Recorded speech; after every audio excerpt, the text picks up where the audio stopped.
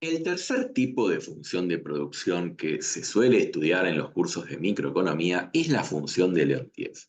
La función de Leontief es llamada así en honor al economista ruso Vasily Leontief y es una función de producción que va a tener unas isocuantas que son convexas, pero que tienen que mostrar que el trabajo y el capital en este caso operan en una proporción fija. ¿Qué significa?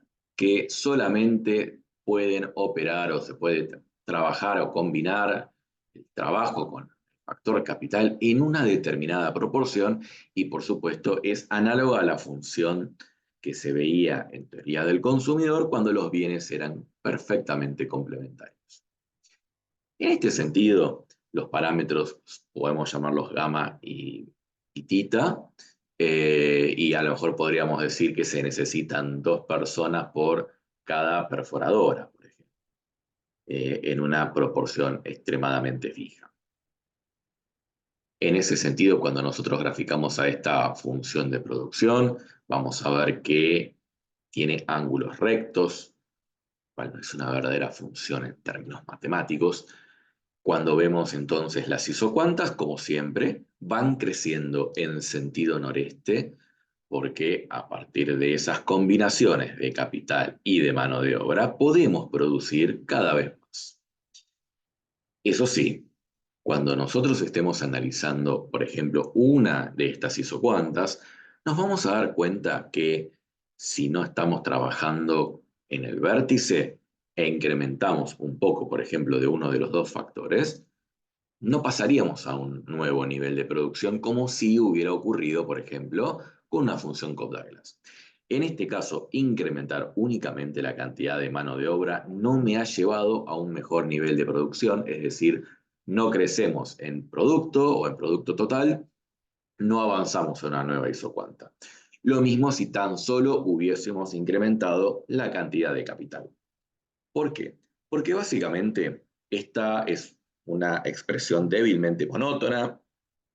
Necesitaríamos incrementar ambas, o mejor dicho, ambos factores para poder llegar a un mejor nivel de producción.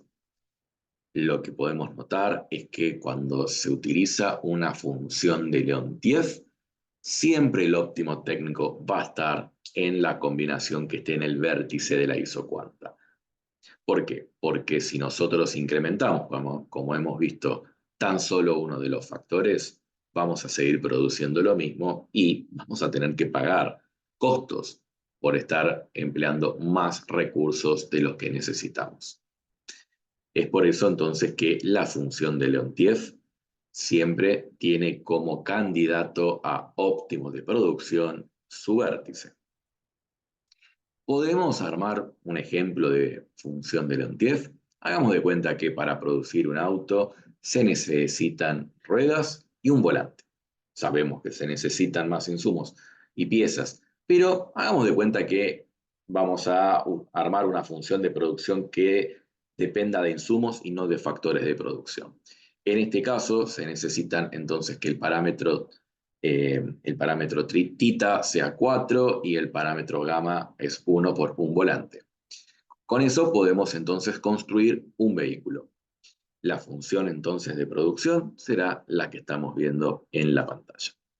En ese sentido, si nosotros utilizamos entonces 4 ruedas y un volante, podremos producir un vehículo y estaremos en isocuanta 1. Por supuesto, la combinación de factores es el vértice.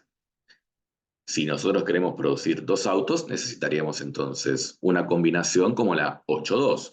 Necesitaríamos entonces 8 ruedas, 2 volantes, que me permitirían alcanzar una producción de dos vehículos.